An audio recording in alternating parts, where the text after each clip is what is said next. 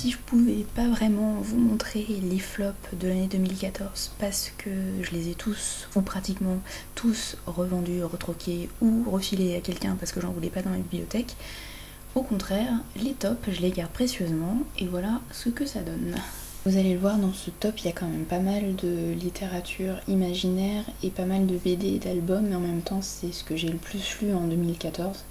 Donc c'est normal que j'ai eu plus de coups de cœur que dans les autres domaines. J'ai quand même essayé de vous mettre un titre jeunesse, un titre historique, oui, et un polar.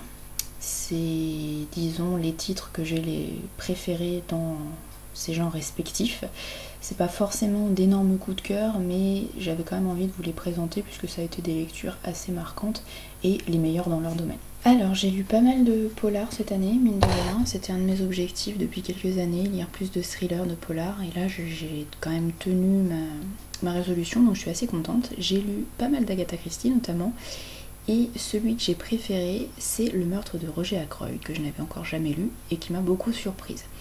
Alors, le nom du coupable et donc la chute de l'histoire est assez surprenante pour ceux qui ne s'en doutent pas, mais moi je suis très très nulle à chaque fois pour découvrir le nom du coupable, donc je suis tombée des nues, ça a vachement bien fonctionné avec moi et avec d'autres personnes je pense, vraiment un bon polar. Comme d'habitude Agatha Christie place son intrigue dans une sorte de huis clos, donc là c'est peut-être moins restreint que dans d'autres œuvres. On n'est ni dans un train, ni sur un bateau de croisière, on est dans un petit village, donc ça reste quand même assez restreint, dans une petite communauté dans laquelle tout le monde se connaît évidemment. Il y a un meurtre et Hercule Poirot va devoir résoudre l'enquête. Ce qui est assez amusant, c'est que ici on a un narrateur inédit, un narrateur particulier, c'est le médecin du village qui nous raconte l'histoire. Il connaît tous les personnages évidemment puisqu'il vit lui-même dans ce village depuis des années. Donc on va avoir sa version de l'histoire de son point de vue à lui, et je trouve que ça change un petit peu des autres romans d'Agatha Christie qui d'habitude a une vision un peu plus extérieure, on va dire, puisque la narration ne se fait pas grâce à un personnage vraiment impliqué, voilà, dans l'intrigue. Je sais pas si c'est très clair, mais bref, c'est une petite originalité qui fait le truc en plus dans cette histoire, et vraiment le nom du coupable, la chute est bien trouvée. Finalement quand on y réfléchit c'est assez logique, mais moi je me suis laissée prendre au jeu et ça marche toujours très très très très très bien. Alors cette année j'ai lu quand même quelques titres jeunesse et jeunes adultes, mais finalement, en tout cas du côté de la young adulte, je me rends de plus en plus compte que c'est pas un genre dans lequel je m'éclate beaucoup, puisqu'il y a quand même beaucoup de schémas narratifs qui se ressemblent, on lit pratiquement toujours les mêmes choses, c'est un peu ennuyeux, mais il y a quand même un ou deux titres qui sont sortis du lot, notamment celui-ci, qui est Justice pour Louis Sam de Elizabeth Stewart aux éditions Thierry Magnier. Donc déjà le livre est super joli, hyper coloré, et en plus on parle ici d'un fait divers qui s'est déroulé à la fin du 19e siècle aux États-Unis, à la limite de la frontière canadienne.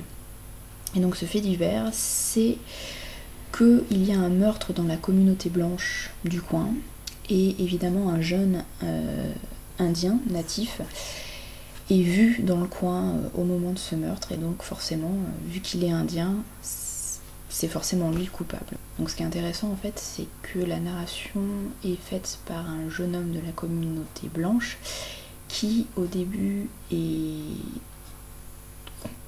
qui est habitué au discours de la communauté blanche, donc pour lui c'est sûr que le jeune indien est coupable.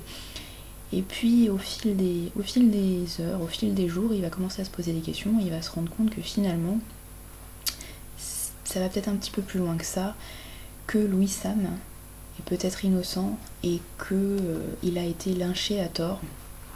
Donc le jeune garçon va mener son enquête et ça va être une grosse prise de conscience pour lui. Donc je trouve que c'est assez intéressant pour les jeunes lecteurs de lire ce genre d'histoire, ça remet un petit peu les pendules à l'heure, et comme c'est bien écrit, c'est aussi très intéressant pour les adultes de se plonger là-dedans. Voilà, donc c'était pas un coup de cœur, mais c'était vraiment une excellente surprise et je le conseille, vraiment un très bon titre. Alors j'ai lu beaucoup de romans historiques quand j'étais ado, c'était un truc que j'adorais, surtout tout ce qui se déroulait au Moyen-Âge. C'était une grosse passion, j'ai lu pas mal de livres sur la légende arthurienne. Au fil des années, j'en ai lu moins, et disons que maintenant, les rares titres historiques que je lis sont des romances plutôt. Alors c'est pas toujours très intelligent, mais c'est assez divertissant la plupart du temps. Par contre, c'est vrai que la qualité est quand même pas toujours au rendez-vous. Malgré tout, il y a quand même un titre qui se démarque un petit peu cette année dans mes lectures de romances historiques, c'est Edenbrooke de Juliane Donaldson aux éditions Milady Romance. Justement, et c'est dans la collection Pemberley. Alors pourquoi j'ai aimé cette histoire? J'ai aimé cette histoire parce que les personnages m'ont plu. Je trouve que c'est assez important dans une romance notamment d'avoir des atomes crochus avec les personnages. L'héroïne est touchante, je trouve. Elle est très peu sûre d'elle.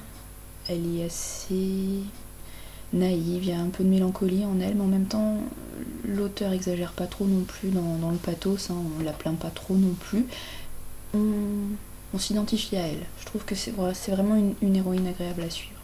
Et ce qui m'a plu aussi, c'est que le héros, pour une fois, n'est pas c'est un bad boy assez insupportable, avec un passé trouble, avec tous ses problèmes et donc avec des mœurs pas possibles.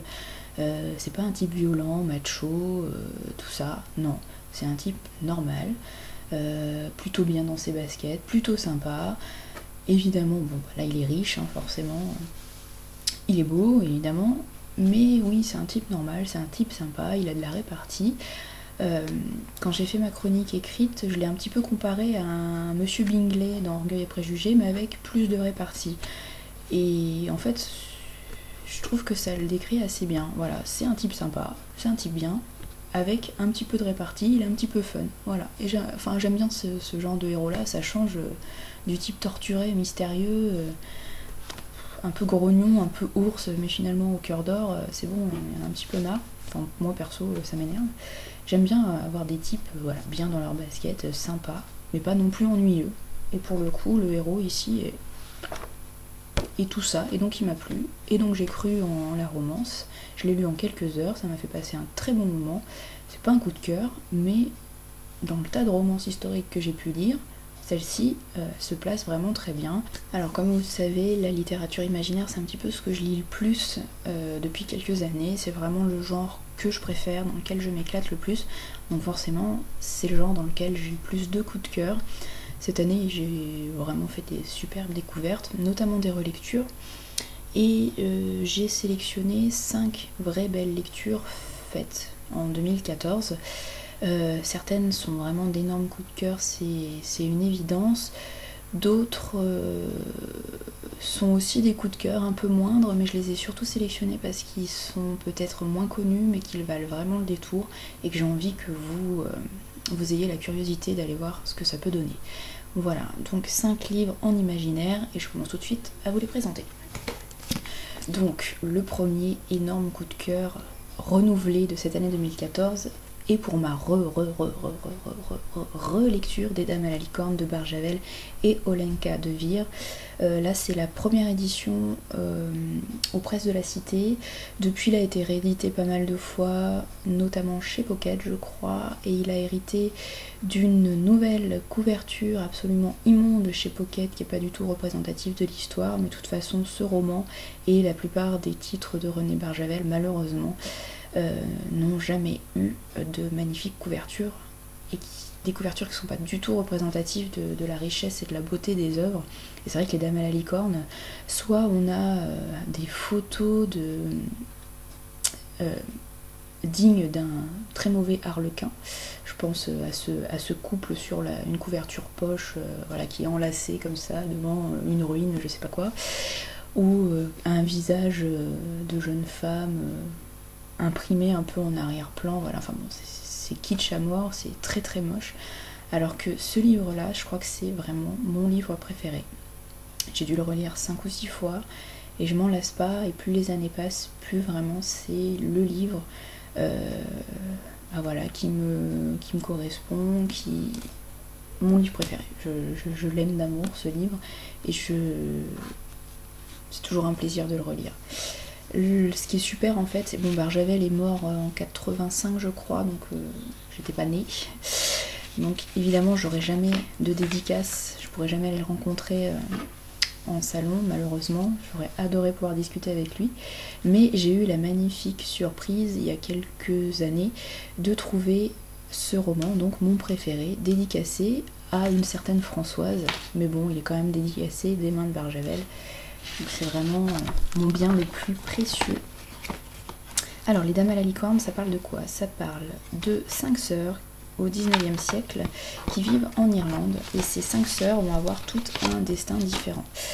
Donc on va suivre notamment Griselda qui est la troisième je crois des 5 sœurs, qui est la plus sauvage, la plus éprise de liberté, et qui va connaître un tournant dans sa vie grâce à l'entrée dans son quotidien d'un jeune homme d'un chauffeur qui va lui faire des tours de voiture parce qu'elle a eu une maladie, elle est en convalescence, et donc pour qu'elle puisse prendre l'air et se promener, ses parents vont engager un chauffeur. On est au 19e siècle, les voitures viennent tout juste d'apparaître, et on est au fin fond de l'Irlande, dans une toute petite île battue par le vent, donc évidemment la voiture c'est un petit peu l'attraction de l'année pour tous les gens, pour tout l'entourage, et notamment pour Griselda, donc cette jeune fille qui a, je sais plus, 19 ans je crois, 19 ou 20 ans, qui va s'ouvrir au monde un petit peu. Griselda c'est vraiment une héroïne que j'adore, je me retrouve beaucoup en elle, et ouais, j'adore cette histoire, j'adore son aventure, et évidemment ça se passe en Irlande, et je trouve que déjà, de façon générale, Barjavel a une plume très poétique, très imagée, mais là en plus quand il parle de l'Irlande, c'est magnifié, c'est sublime. Franchement, je pense que quand on lit ce bouquin, si on n'est pas fan de l'Irlande, si on n'avait pas envie d'aller y faire un tour avant, là quand on lit ça, on peut difficilement ne pas avoir envie d'aller faire un tour en Irlande. Enfin en tout cas, moi c'est le sentiment que j'ai, je crois que ça enrichi, développé mon amour de l'Irlande. Cette lecture, ça a été vraiment une des plus belles découvertes de ma vie, et chaque relecture est un moment très intense. Vraiment, j'adore ce livre. Voilà, je peux que vous conseiller de lire. Sans surprise, autre coup de cœur, c'est même plus à présenter. En fait, j'essaye de relire les Harry Potter en VO, puisque je les ai déjà lus plusieurs fois en français, je connais les films par cœur, mais j'avais envie de les découvrir dans leur langue d'origine. Donc là, cette année, j'ai lu le 3e tome, donc Le prisonnier d'Azkaban en français. Donc là, vous voyez, c'est les éditions... les éditions Bloomsbury, donc c'est en poche, c'est l'édition adulte, ils appellent ça. Malheureusement, j'ai pas trouvé les suivants dans cette édition-là, il va falloir que je les commande sur internet, j'ai que les 3 premiers. Et évidemment, j'ai envie de continuer mes relectures. Le 3e tome, c'est un de mes préférés dans la saga Harry Potter, puisque je vous présente pas trop l'histoire, hein, je pense que tout le monde connaît. Mais si j'aime autant ce tome-là, c'est parce qu'on en apprend plus sur l'époque des maraudeurs, l'époque où les parents de Harry étaient étudiants, et on rencontre de nouveaux personnages, de nouvelles créatures, ça s'assombrit petit à petit, en même temps il y a de l'humour, il y a de l'amitié, on rit, on pleure, enfin bon, j'adore Harry Potter, mais ce tome-là j'aime vraiment beaucoup, justement pour cette période des maraudeurs. On en apprend plus sur les parents de Harry, et surtout sur cette nuit fatidique, la nuit où Voldemort est venu tuer Lily et James et a essayé de s'en prendre à Harry. Et donc cette nuit fatidique où il a disparu de la circulation. Voilà, donc on en apprend plus dans le 3e tome, et j'adore. Et puis j'adore le sort du Patronus et toute la symbolique qu'il y a derrière. Vraiment, le 3e tome, c'est un de mes préférés. J'ai vraiment hâte de trouver les suivants en anglais pour pouvoir continuer ma relecture. Ce qui est aussi sympa, c'est que je lis peu en anglais. Il faudrait que je m'y mette plus parce que j'adore ça. Et en fait, je me rends compte que je suis pas nulle. Hein, je comprends tout ce qui se passe. Et là, ce que j'ai adoré, c'est que j'ai lu principalement ce 3e tome sur ma liseuse. Donc ce qui est génial avec une liseuse quand on lit en langue étrangère, ou même en français, hein, mais en langue étrangère c'est encore mieux, c'est quand vous ne connaissez pas un mot, vous n'avez qu'à faire un appui long sur le mot et vous avez la traduction qui apparaît. Et ça c'est génial, on n'a même plus besoin d'aller chercher le dictionnaire. Sur la liseuse, c'est super pratique, donc j'ai appris plein de mots, des trucs que je ne réutiliserai jamais. Je pense que un cerf, je n'en parlerai jamais en anglais, mais bon, voilà. C'est une façon d'apprendre du vocabulaire et c'est toujours un plaisir de se replonger dans les Harry Potter, notamment dans ce 3e tome. J'avais oublié plein d'éléments qui ne sont pas dans le film et ce sont des détails mais qui sont hyper importants et voilà, qui sont bien pensés. Je suis complètement fan d'Harry Potter et cette énième relecture ne fait que confirmer cet amour. Alors, autre gros coup de cœur de cette année 2014, c'est ma lecture du 2e tome de La Dernière Terre de Magali Villeneuve, illustré par le très talentueux Alexandre Dinch. Donc pour ceux qui ne connaissent pas ce couple d'exception et qui n'ont pas vu passer mon énorme coup de cœur pour le 1er tome et pour ce 2e tome, je vous invite très fortement à aller lire mes chroniques, ce serait sympa, et aussi discuter avec les 2 auteurs illustrateurs puisque vraiment ils sont adorables et leur univers vaut vraiment le coup. Donc c'est de la fantaisie, mais de la fantaisie qui prend son temps, qui est vraiment centré sur la psychologie des personnages. Donc si vous aimez les livres dans lesquels il y a de l'action à toutes les pages, dans lesquels il n'y a que des dialogues, qui font un peu plus, si vous voulez, script de cinéma que bouquin, c'est vrai que vous allez peut-être avoir un petit peu de mal avec cette série-là qui prend vraiment son temps. Mais Magali et Alexandre le disent très bien, ils ne font pas un livre pour surfer sur la vague, pour être à la mode, ils font un livre, ils ont écrit cette série vraiment avec leurs idées, avec leur univers, ils n'ont pas envie de faire des concessions, si ça plaît, ça plaît, si ça ne plaît pas, tant pis, mais vraiment si vous adhérez à l'univers, je pense que vous ne pourrez plus vous en passer. Et en plus, ce qui est bien, c'est que les 2 amoureux ont vraiment énormément de projets par rapport à La Dernière Terre. Il va y avoir une BD qui va sortir très bientôt, cette année en 2015. Ça sera l'adaptation d'un des passages du 1er tome. Il va y avoir un magazine. Il y a plein déjà de produits dérivés. Bref. En fait, ce que j'adore dans La Dernière Terre, c'est que c'est un univers qui est tellement riche, un peu comme Harry Potter en fait, que il y a plein de choses qui peuvent se faire autour. C'est un peu un univers infini. Je pense qu'il y aura toujours des possibilités. Et ce que j'aime aussi dans La Dernière Terre, comme dans Harry Potter, c'est que les personnages sont tellement bien croqués que forcément, c'est pas qu'on ne peut que les apprécier, parce qu'il y en a, ils sont assez horribles, hein, on les déteste, mais ils sont hyper palpables. Ça pourrait être des personnages qu'on pourrait croiser dans la rue. Voilà. Ils ont une vie propre. Ils vivent à travers les mots, ils vivent à travers les lignes, mais ils vivent en dehors en plus. Ils ont vraiment une vie propre, comme je vous le disais. Et en plus, comme les Magali et Alexandre sont illustrateurs aussi de métier, ils nous font régulièrement le grand plaisir de mettre des visages sur leurs personnages, ce qui les rend encore plus palpables. Vous avez plein d'illustrations sur leur page Facebook et aussi sur leur site. Donc vraiment voilà, c'est un univers à part entière, La Dernière Terre, et j'ai vraiment très hâte de lire la suite. C'est une de mes plus belles découvertes de ces dernières années. Une découverte qui rentre dans mes top.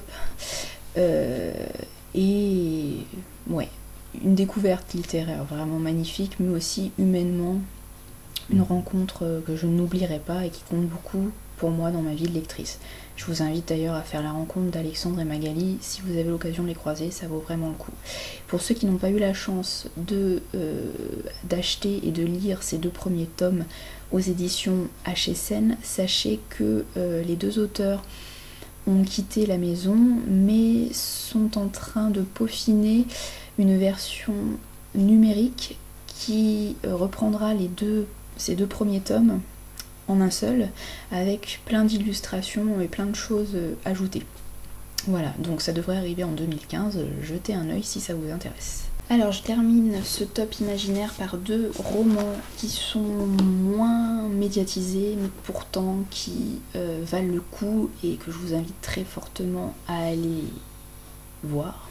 C'est Nalki, le tome 1, j'ai pas sorti le tome 2, mais le tome 2 est aussi très très bon, mais je retiens surtout ce premier tome, et Les Enfants de l'eau, le premier tome également. Donc je vais commencer par Nalki, qu'on peut classer en jeunesse, c'est une duologie, c'est écrit par Alice Adéno-Meyer, j'ai oublié de vous le dire, et c'est aux éditions Le Lamentin.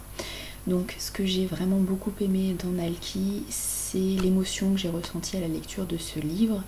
C'est dans un monde imaginaire qui n'existe pas, qui n'est pas le nôtre, mais qui pourtant est très très proche du nôtre, et qui parle d'une époque qu'on pourrait rapprocher de celle qu'on a connue lors de la Seconde Guerre mondiale, avec les camps de concentration et le travail forcé.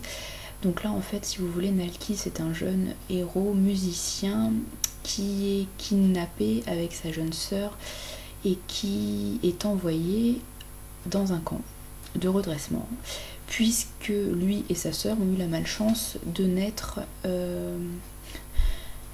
j'avais envie de dire pas correctement, mais c'est pas ça, c'est qu'en fait ils ont des origines étrangères, et malheureusement dans cette histoire-ci, et c'est un peu ce qu'on a connu et ce qu'on connaît un petit peu encore maintenant, tout ce qui est étranger est forcément mauvais, et il faut dresser les enfants dès leur plus jeune âge à être dans le droit chemin. Donc malheureusement Nalki et sa sœur sont envoyés dans le camp de redressement.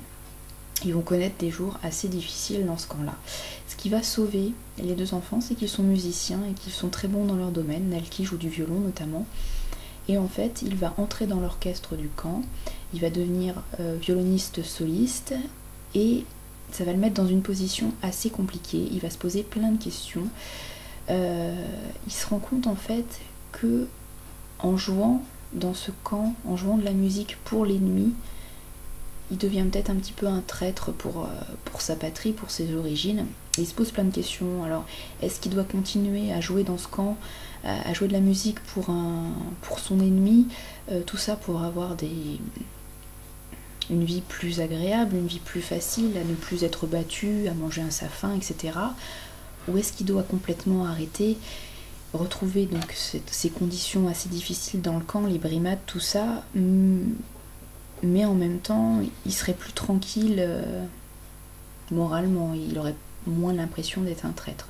Voilà, donc il y a toutes ces questions autour de la traîtrise, de la différence, des pays étrangers, enfin plein de questions qui sont intéressantes pour les jeunes lecteurs, pour les adultes aussi, et qui sont très intéressantes en ce moment dans notre société qui va pas très bien non plus. Voilà, donc Nalki c'est vraiment une duologie que j'ai vraiment beaucoup aimée, et Alice Adéno-Meyer a un style, une plume travaillée, très agréable, pas simpliste mais en même temps abordable pour les plus jeunes.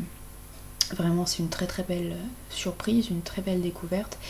Et comme pour Magali et Alexandre dont je vous ai parlé juste avant, Alice c'est une rencontre aussi agréable, une belle rencontre pendant cette année 2014, et j'espère avoir l'occasion un jour de la rencontrer en salon. Je vous invite à aller la voir, elle vit dans le nord de la France, donc si jamais elle est annoncée dans un salon près de chez vous, n'hésitez pas à aller lui parler. Je pense que la rencontre vaut le coup. Fond de l'eau, le premier tome de Vanessa Dufrat aux éditions Chromosome. Alors là on part du côté de la science-fiction, et comme pour La Dernière Terre, c'est pas tellement l'univers qui prend le dessus, c'est surtout la psychologie des personnages. Et moi, c'est ce que je préfère dans une histoire, c'est me sentir proche des personnages.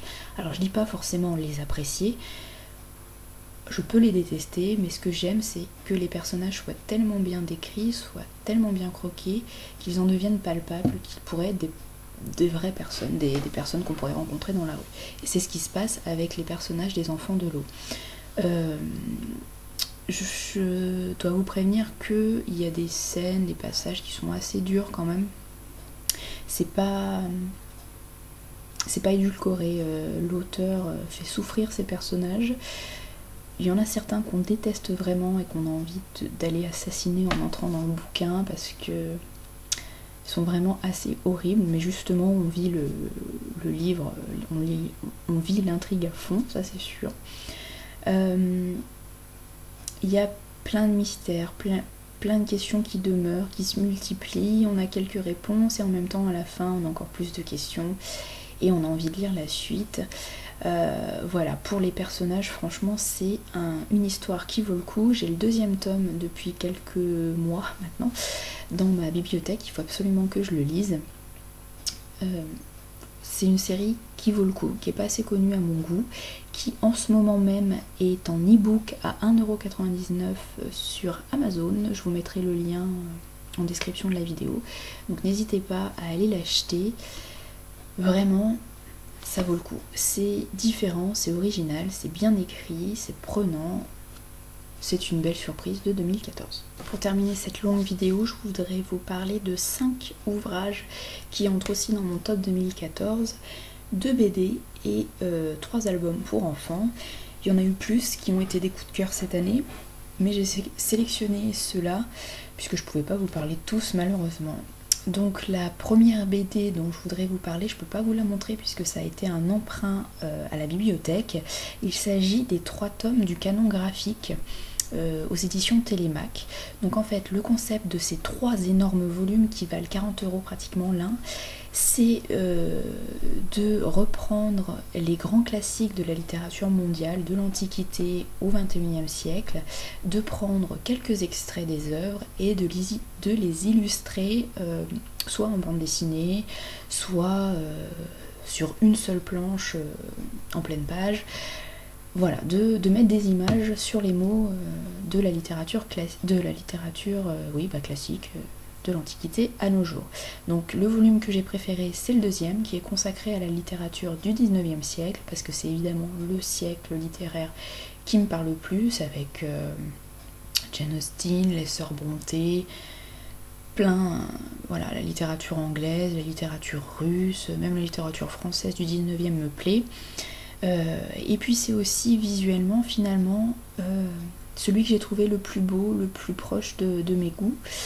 Bien sûr, dans ces 3 volumes, vous avez énormément d'illustrateurs différents qui sont représentés, donc les styles, ça va de l'illustration très réaliste aux traits très simplistes en noir et blanc par exemple. C'est vraiment très différent, il y en a pour tous les goûts, mais globalement, dans le deuxième volume de ce canon graphique, il y avait les illustrateurs que je préférais, en gros. Voilà, donc c'est vraiment des ouvrages intéressants dans lesquels on peut aller piocher comme ça de temps en temps ou qu'on peut lire d'une traite. On redécouvre des classiques qu'on a appréciés et on en découvre d'autres. J'ai fait des découvertes assez intéressantes. Alors c'est vraiment des extraits très courts d'un ou 2 chapitres, pas forcément les premiers, en plus ça peut être des extraits pris n'importe où dans le livre d'origine, mais certains donnent envie d'en savoir plus et donnent envie d'aller ouvrir le livre d'origine, donc c'est plutôt positif et je pense que ça peut permettre de faire de très très belles découvertes. La deuxième BD que je placerai en coup de cœur et dont j'avais envie de vous parler, il y en a eu d'autres, mais celle-ci notamment, c'est Lydie de Jordi Lafèbre et Zidrou. C'est un one-shot et ça c'est important parce que j'ai lu pas mal de séries cette année et quand on veut acheter les BD, mine de rien c'est un investissement, donc quand ce sont des one-shots c'est quand même assez intéressant pour le porte-monnaie. Alors Lydie, déjà c'est un coup de cœur au niveau graphique. J'aime beaucoup le style, très très très beau, avec des couleurs qui restent dans les tons un peu sépia, donc un peu vieillis. vraiment très jolie. Et l'histoire m'a énormément touchée. Alors au début quand j'ai commencé, je me suis dit oh là là, cette histoire c'est la déprime. Donc c'est l'histoire d'une jeune fille qu'on voit, Camille, qui en fait est un petit peu retardée mentalement, c'est pas très politiquement correct mais je trouve pas d'autres mots, qui a un enfant. Et en fait, c'est une petite fille qui s'appelle Lydie, et malheureusement, c'est une enfant mort-née. Donc Camille va faire son deuil comme elle peut, et en fait, au bout de quelques mois, elle va donner l'impression que sa petite Lydie est revenue. Donc elle va vivre sa vie comme si Lydie était là, toujours là, comme si c'était un bébé normal. Et en fait, ça paraît très triste comme ça, hein, mais en fait dans cette petite rue de quartier, tous les voisins, tout l'entourage va jouer le jeu et va aider cette jeune femme en deuil à faire son deuil un peu mieux. Et tout le monde va jouer le jeu, tout le monde va faire croire qu'ils prennent l'enfant dans leurs bras, qu'ils lui donnent le biberon, etc. C'est très beau, c'est très touchant, très émouvant. Et je vous raconte pas la fin, mais c'est une belle fin, une belle chute. Voilà, c'est une BD qui donne le sourire, qui est émouvante. Enfin, vraiment une très belle surprise, je vous conseille. Et donc cette année, j'ai lu une vingtaine d'albums pour enfants. Je pensais que j'en avais lu plus, mais finalement pas tant que ça. Si je restreins un petit peu la lecture de ces albums, alors que j'en ai encore plein à découvrir dans ma bibliothèque, c'est surtout parce qu'après il faut les chroniquer, et si j'en lis 10 d'affilée, j'ai pas le temps de vous en parler après correctement sur le blog. Donc je préfère en lire moins souvent et peu, mais les lire mieux et vous en parler plus ou moins bien dans les numéros du coin des albums. Donc j'en ai retenu 3 qui avaient vraiment retenu mon attention en 2014. Et je commence tout de suite par celui-ci, c'est La Moufle de Florence Desnouveaux et illustré par Cécile Udrisier aux éditions Didier Jeunesse, la collection À Petit Peton. Donc cette collection À Petit Peton, je l'adore. C'est une collection qui reprend des contes d'ici et d'ailleurs, et qui les illustre pour les enfants. Donc là, La Moufle, en fait, c'est à la base, c'est un conte russe. Si je dis pas de bêtises, je vais vérifier quand même. Un conte d'origine russe, voilà. C'est un conte que les enfants adorent. Quand j'ai bossé en BCD il y a 2 ans, la maîtresse des moyennes sections l'avait fait lire, enfin l'avait lu aux enfants, et ça marche super bien. Ils l'adorent et ils le réclament encore et encore. Et même moi en étant adulte, j'adore cette petite histoire, c'est super mignon. Donc pour vous en parler très vite quand même, c'est l'histoire d'une moufle en hiver, par terre, qui est abandonnée. Et là, il y a une petite souris qui la trouve et qui a froid. Donc elle se dit, bah tiens, je vais me mettre au chaud. Et ensuite, cette petite souris, elle va devoir accueillir plusieurs animaux qui vont arriver tour à tour, qui eux aussi ont froid et qui à chaque fois vont demander s'ils peuvent se mettre à l'abri avec la petite souris. Donc on a le lièvre qui arrive, on a le renard, je vous dis pas tout, hein. On a le sanglier, voilà, donc plus ça va, plus ils sont nombreux dans la moufle. Et en fait ces espèces de contes, à chaque fois j'oublie le nom, je sais plus comment ça s'appelle, c'est ces contes comme ça qui se répètent tout le temps, toujours de la même façon, toujours avec le même schéma, ça marche très bien avec les enfants puisque évidemment ils comprennent très vite que à chaque fois les animaux vont arriver de la même façon, il va y avoir le même bruit, il va y avoir des répétitions d'expressions, de paroles, et donc ce qui est super quand on lit à voix haute, c'est que les enfants répètent avec nous ce qui se passe, et je vous raconte pas la chute, mais c'est très marrant, ça plaît beaucoup. Je trouve que c'est une histoire qui marche bien, qui est toute mignonne, et en plus niveau illustration c'est tout doux, c'est magnifique. L'autre album que j'aime beaucoup, c'est Les Fruits de Lily de Lucie Albon aux éditions L'Élan Vert, collection du bout des doigts. J'aime beaucoup cet album et toute la collection créée par Lucie Albon. Je n'ai que celui-ci, il faudrait que j'achète les autres parce qu'ils sont tout aussi bien. En fait, le principe de ces albums, c'est que Lucie Albon peint du bout des doigts. Donc je sais pas si ça se voit bien. Il y a une vidéo qui présente son travail sur internet, je vous le mettrai en description de la vidéo. En fait, vous voyez les oreilles, c'est ces bouts de doigts. la tête de la souris c'est le pouce par exemple, elle peint, voilà, elle peint avec ses doigts, c'est super super super bien. Elle fait des ateliers avec les enfants parce qu'elle vit dans la région lyonnaise et les enfants adorent, ça marche super bien. Donc en fait là les fruits de Lily,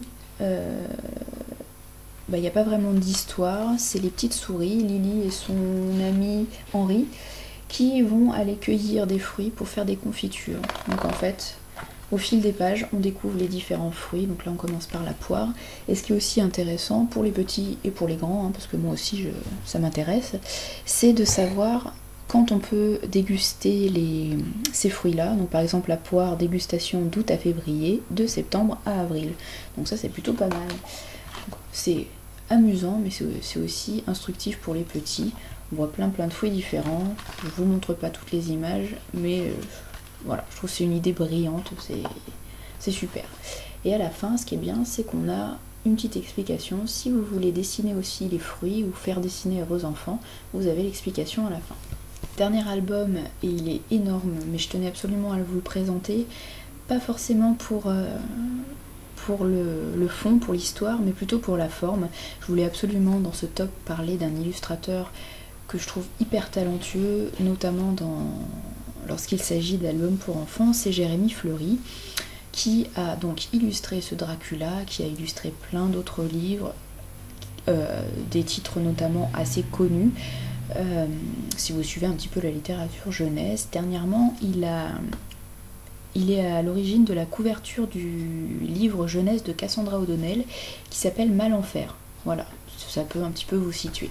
Mais il est aussi à l'origine de très jolis albums pour enfants, le Dracula, que j'ai là,